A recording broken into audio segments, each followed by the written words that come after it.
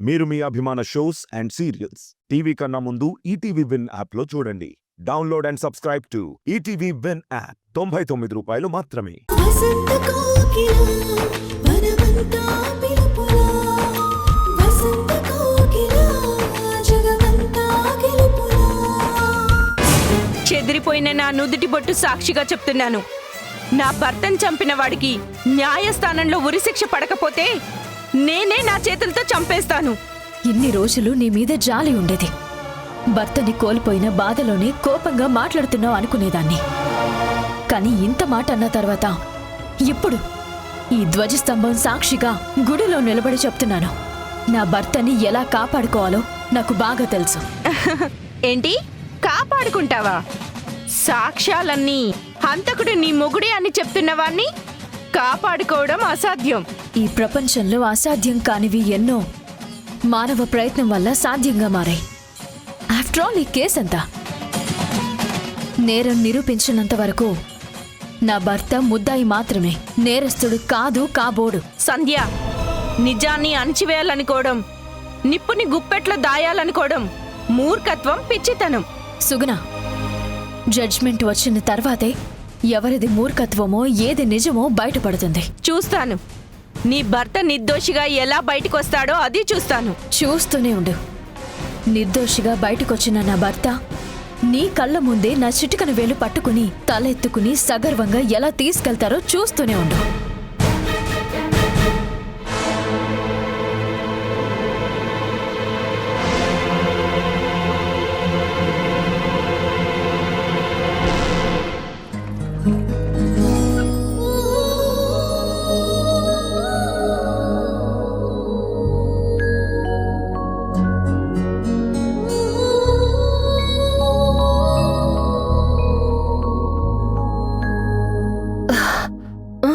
ఏంటి పండు, వాకింగా?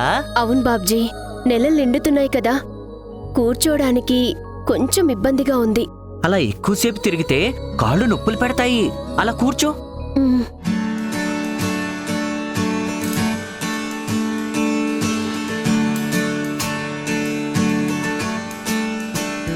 నువ్వు తాగటానికి గోరువెచ్చని నీళ్లు తీసుకొచ్చాను.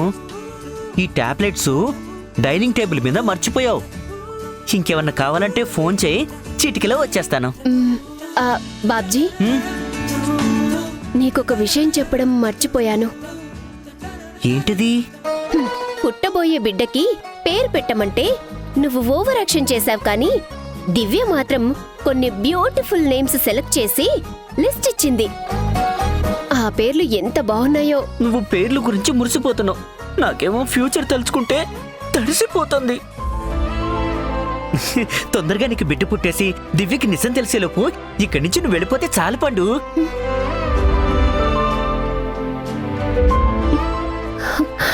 వెళ్ళిపోతాను బాబ్జీ, ఇంకొన్ని రోజులు అంతే. అప్పటి వరకు ఓపిక పట్టు. నువ్వు కావాలనుకున్నా ఎప్పటికీ ఇక్కడ ఉండలేవు కదా. ఆ ఉద్దేశంతోనే అలా అన్నాను. నువ్వెందుకు హర్ట్ అవుతున్నావు? హర్ట్ అవ్వటం లేదు, నేను కూడా నిజమే చెప్తున్నాను. దివ్యత లిస్ట్ రాసిందన్నావు కదా, అదెక్కడుంది?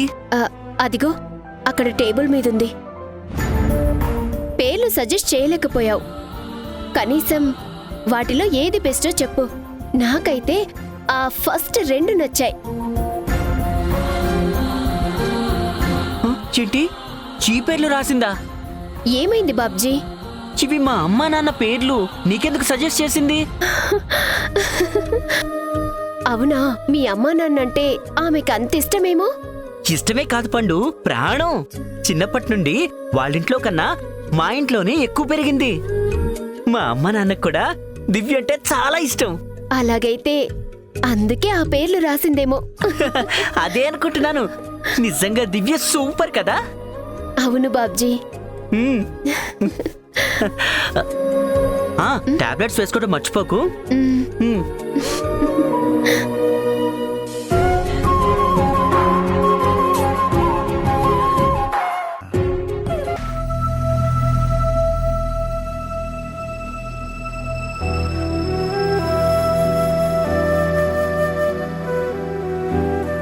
వదినా,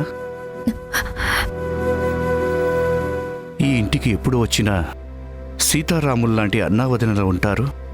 వాళ్ళతో నవ్వుతూ మాట్లాడితే మనసులోని టెన్షన్లన్నీ పోయి ప్రశాంతంగా ఉంటుందని ఎప్పుడు అనుకునేవాణ్ణి. అలాంటిది అన్నయ్యను అరెస్ట్ చేసి నువ్వు అశోకవనంలో సీతల కన్నీళ్లు పెట్టడానికి నేనే కారణమయ్యాను వదిన. వర్క్లో సిన్సియర్గా ఉండడం కూడా మంచిది కాదు వదిన. అన్నయ్య ఏ నేరం చేయలేదని తెలిసి కూడా సంకెళ్ళు వేసి తీసుకెళ్లాల్సి వచ్చింది.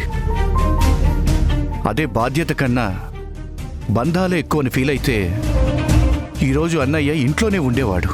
లేదు విక్రమ్, నువ్వు నమ్మిన చట్టం, ఆ దేవుడి మీద నా నమ్మకం ఖచ్చితంగా న్యాయాన్ని గెలిపిస్తుంది.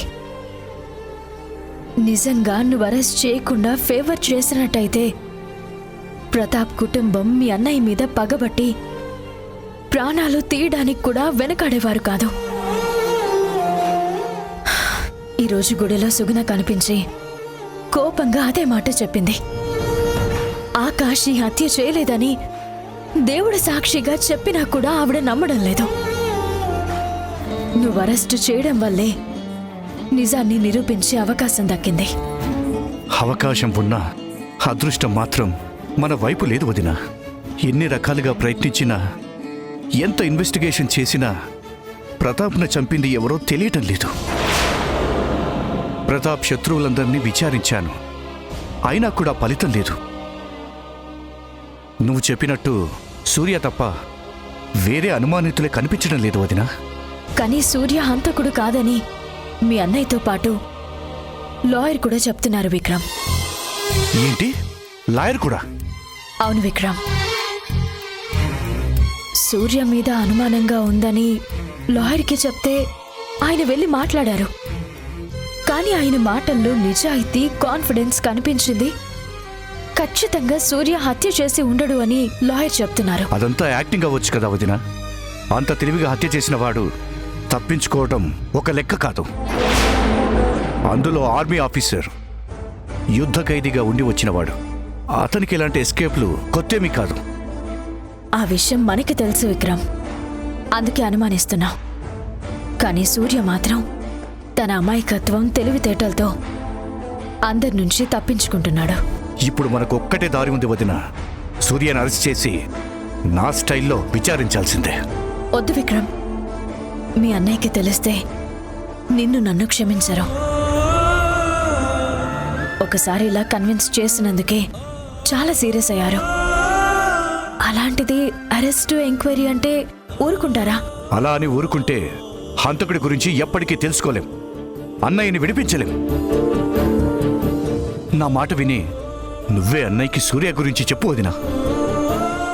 ఇంట్లో ఎంత టార్చర్ పెడుతున్నాడో, మర్డర్ రోజున ఏం జరిగిందో, అరెస్ట్ అయిన తర్వాత అతని బిహేవియర్ ఎలా మారిందో అన్నీ ఎక్స్ప్లెయిన్ చేయి. నేను చెప్పడానికి సిద్ధంగా ఉన్నాను, కానీ ఆయన వింటారా? ఇప్పటికే సూర్యని అనుమానించొద్దని చాలా సీరియస్గా వార్నింగ్ ఇచ్చారు. ఆ వార్నింగ్లు పట్టించుకోవద్దు వదినా. ఆ అన్నయ్యని నమ్మించి సూర్య ఎంత మోసం చేశాడో తెలియాలి. మేక ఉన్న పులిలాంటి అతడి నిజస్వరూపం తెలియాలి. నువ్వు చెప్పేవన్నీ నిజాలే కాబట్టి భయపడాల్సిన అవసరమే లేదు. అన్నయ్యని సేవ్ చేయడంలో అన్ని దారులు మూసుకుపోయాయి. ఇది తప్ప మనకు వేరే ఆప్షన్ లేదు వదినా. నువ్వు సూర్య గురించి చెప్పేదాన్ని బట్టే ఈ కేసు అన్నయ్య భేలో ఆధారపడి ఉన్నాయి.